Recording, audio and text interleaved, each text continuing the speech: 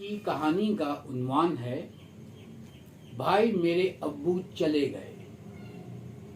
April کی وسط میں رمضان کا مبارک مہینہ چل رہا تھا کہ اچانک میرا موبائل فون بجا۔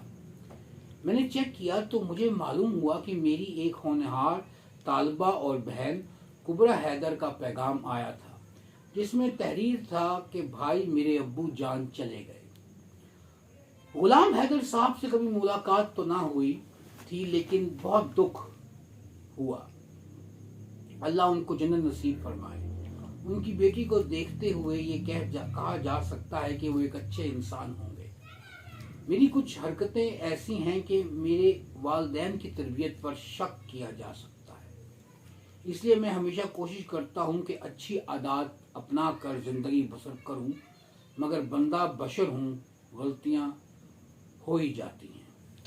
2013 کے دسمبر میں کبرا حیدر، جو کہ اس وقت مجھ سے BA کی انگریزی پڑھتی تھی، نے مجھے بتلایا کہ بھائی میری شادی ہو رہی ہے۔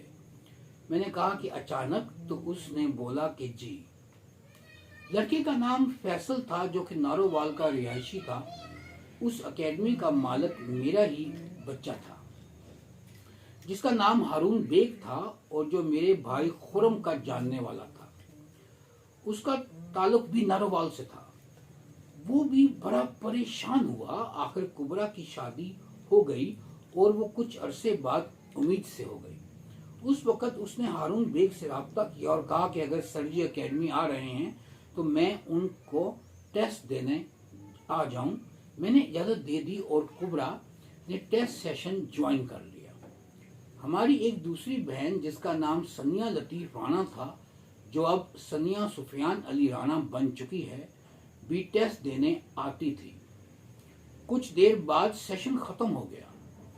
3 ماہ بعد جب رزلٹ آیا تو جب مجھے ہارون بیگ اور خرم خان نے بتلایا کہ آپ کی دونوں بہنیں پاس ہو گئی ہیں، میں بہت خوش ہوا۔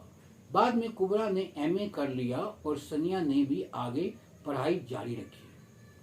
آج جب اس نے اپنے والد کی وفات کے بارے میں بتلایا کہ ہمارے سر سے چھت ختم ہو گئی، اب زمانے کی دھوپ کا پتہ چلا، مجھے اپنی والدہ کی فوتی کا دن یاد آ گیا۔ میری والدہ ایک پاک صاف خاتون تھی۔ جب میں نے ان کو لحد میں اتارا تو شاید میں باوضو بھی نہ تھا۔ بہت دکھ ہوا۔ بھوک سے لڑنا سیکھ گیا۔ شاید کسی کے جانے کے بعد ہی اس کی اہمیت کا احساس ہوتا ہے۔ ہمیں اپنے بزرگوں کا خیال رکھنا چاہیے، انہیں وقت دینا چاہیے، لیکن ہم اپنے ہی کاموں میں لگے رہتے ہیں۔ میری بہن نے کہا کہ ثانیہ شاید مصروف ہے، اس لیے میرے ابو کا افسوس کرنے نہیں آئی۔ میں نے کہا کہ چھوٹی کو معاف کر دو، وہ شاید اپنے کاموں میں مصروف ہے، اس کی باتوں کا برا مت مانو۔ جب اس کو ضرورت ہوگی وہ خود ہی رابطہ کر لے گی۔ ایک وقت میں اس نے ہمیں بہت تنگ کیا، وہ بھی ہمیں برا لگتا تھا، اور جب وہ اپنی جنگ خود لڑ رہی ہے تو یہ بھی ہمیں برا لگ رہا ہے۔ لوگوں کو ان کے محور میں رہنے دینا چاہیے تاکہ ناراضگی کی کوئی نوبت ہی نہ آئے۔ کسی سے اتنی امید نہ لگائیں کہ بعد میں افسوس ہو۔